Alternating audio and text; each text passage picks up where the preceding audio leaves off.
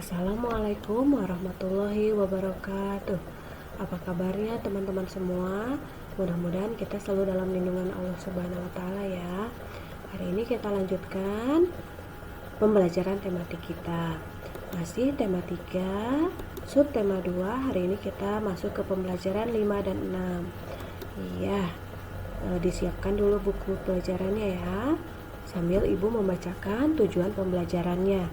Yang pertama, dengan melengkapi peta pikiran, siswa mengidentifikasi penyebab gangguan pada organ pencernaan. Yang kedua, dengan membuat poster, siswa mengulas kembali tentang penyebab gangguan pada organ pencernaan manusia. Yang ketiga, dengan mempraktikkan tari papatai, siswa memperagakan gerak tari daerah menggunakan properti dengan iringan tari. Selanjutnya yang keempat, menjawab pertanyaan berdasarkan bacaan dan membuat buklet keragaman yang menceritakan keanekaragaman adat istiadat dan memberikan contoh kegiatan yang mendukung keragaman sosial budaya dalam masyarakat. Dan yang terakhir adalah berlatih menari, siswa memperagakan gerak tari daerah dengan menggunakan properti ya. Sekarang sama-sama kita baca halaman 73 tentang pentingnya makanan sehat. Ibu beri waktu untuk membaca terlebih dahulu. Tidak akan Ibu bacakan ya.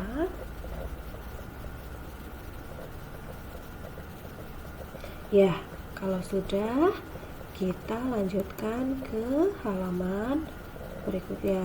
Iya. Nah, ini dia. Ada percakapan antara Lani dan Udin ya.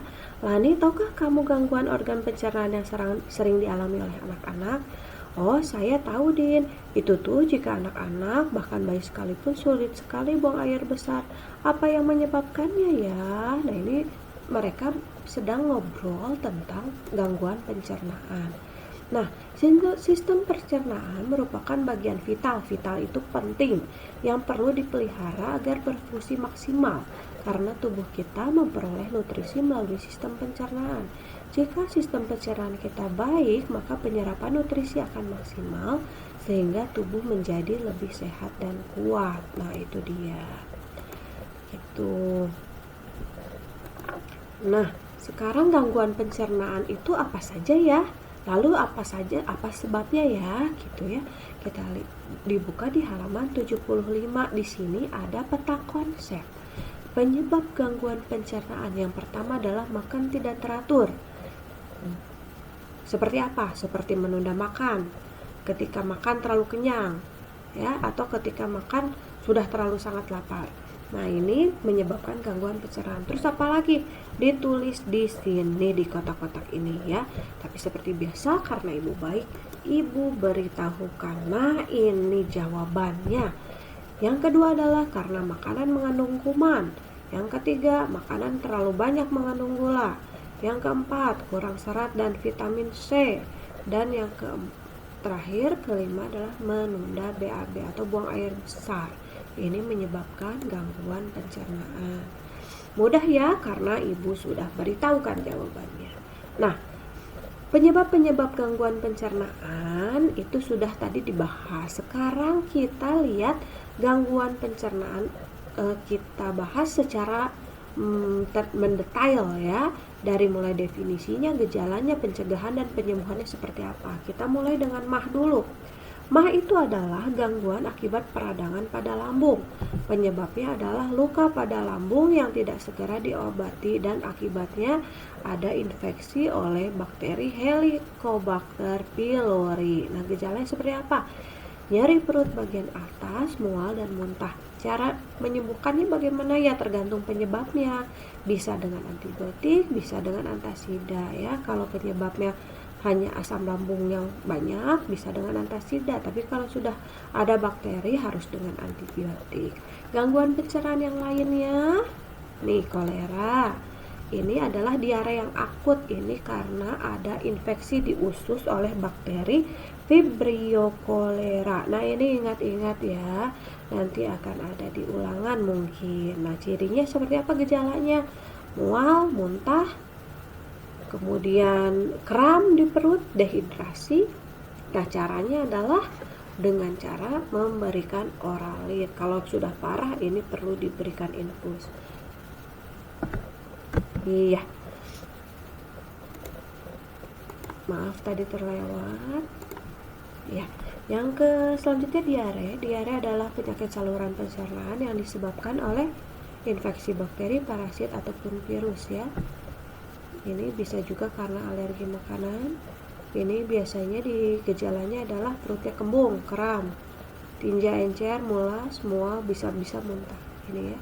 Sebenarnya diare ini bisa sembuh sendiri ya dengan beberapa hari, cukup dengan minum Oralit dan istirahat yang cukup.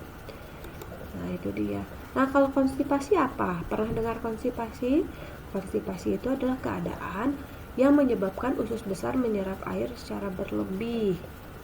Nah, ini jadi fesesnya menjadi keras ya. Nah, kalian di buku itu ditugaskan membuat poster iklan masyarakat. Ini tidak perlu dikerjakan, jadi ibu hanya memberitahukan saja bahwa sebenarnya ada tugas membuat poster iklan masyarakat. Nah, ini dengan syarat-syaratnya seperti ini kalau poster ya, karena teorinya kemungkinan walaupun tidak dilakukan tugasnya, teorinya bisa saja ada di ulangan, makanya akan ibu beritahukan. Yang pertama judul, harus ada isi, grafik, dan bisa juga dengan hiasan ya. Nanti bisa dibaca lebih jelas di buku tematik. Nah, ini dia, kita lanjutkan ya. Ini dia. Nah, selain kita harus sehat secara jasmani, kita juga harus sehat secara rohani. Dengan cara apa? Mendekatkan diri kepada Tuhan, berekreasi, sampai dengan mengekspresikan diri ke dalam bentuk seni. Nah, salah satunya adalah seni tari. Itu adalah cara mengekspresikan diri. Di sini ada contoh di halaman 77 adalah tari kancet papatai ya. Ini dari Kalimantan Timur. Nah, ini seperti ini. Di sini gerakan-gerakannya melompat-lompat kecil, kemudian berjalan ke depan ke belakang, kedua kaki dilebarkan, kedua tangan membuka menutup, kedua kaki bersingkat, melompat kecil. Nah, ini langkah-langkah dalam tari kancet papatai. Ini pun seharusnya kita praktekkan di sekolah, tapi karena situasi atau keadaan tidak memungkinkan, maka ini cukup diperhatikan atau dipahami saja langkah-langkahnya ya. Nah, kita lanjutkan ke halaman 80. Ini masih berkaitan dengan keanekaragaman tadi ya. Salah satunya tari kancet papatai tadi, keanekaragaman tari yang berasal dari Kalimantan Timur. Nah, di sini siswa-siswi diberi tugas membuat buklet keberagaman. Nah, ini dapat mencari informasi bisa dari buku, majalah, koran ataupun internet.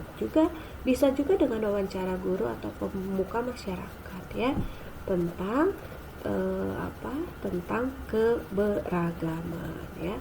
Lalu yang dibutuhkan adalah 2 kertas helai, 2 helai kertas A4, ini dilipat jadi 2 gitu ya. Seperti apa contohnya? Nah, seperti ini. Ini namanya buklet keberagaman ya. Kamu bisa membuat yang lebih bagus. Ini tidak ibu tugaskan, ibu hanya menjelaskan saja. Nah,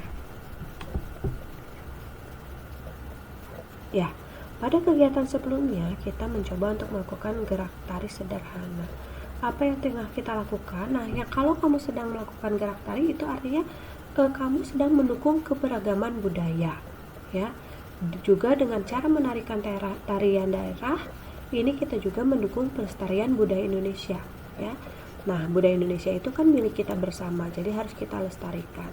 Sekarang kita lihat, ayo membaca cara melestarikan kebudayaan. Nah, ini ada di sini. Kita lihat, tak ada yang melebihi kekuatan rakyat saat bersatu. Persatuan dapat terwujud dalam suasana rukun dan damai.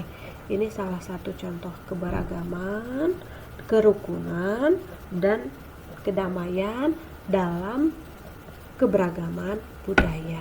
Ini dibaca sudah? Ya, kalau sudah kita sama-sama jawab pertanyaannya. Nomor 1, apakah yang dimaksud dengan perayaan Cap Gome? Perayaan Cap Gome adalah pesta rakyat untuk mengakhiri perayaan Imlek. Bisa juga sebagai bukti bahwa masyarakat bersatu dalam keberagaman ya. Nah, perayaan ini bukan hanya sekadar atraksi, tapi juga simbol rakyat menghargai keberagaman. Nah, atraksi apa saja yang bisa ditemukan? Yaitu atraksi 12 mobil sio, 25 leong, dan 50 barongsai. Ada juga bebegik sawah, wayang hihit, tarian jalanan, sepeda boboho logor. Ini bisa kamu temukan jawabannya kalau kamu sudah membaca teks yang tadi. Nah, pertanyaan nomor 3 dan nomor 4 tidak Ibu kasih tahu jawabannya karena itu merupakan tugas kamu ya. Lanjut lagi ke halaman 81. Ada percakapan antara Benny dan Siti.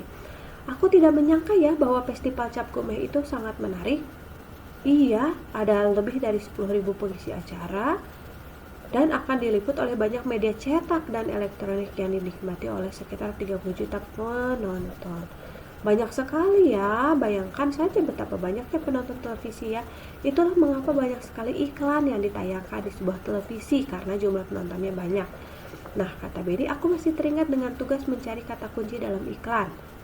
Dalam waktu semalam saja, Benny bisa dapat 10 jenis iklan. Nah, pada tugas yang lalu, aku memilih kata kunci yang isinya mengajak dan menarik para penonton. Nah, kita lanjutkan mengenai iklan keberagaman ya. Ini salah contoh-contohnya. Nah, ini iklan ini tidak akan Ibu terangkan lagi karena ini sudah diterangkan berulang-ulang. Setiap pembelajaran itu dari tema 3 selalu menceritakan tentang iklan. Jadi ini tidak akan Ibu jelaskan lagi. Kita langsung tugasnya.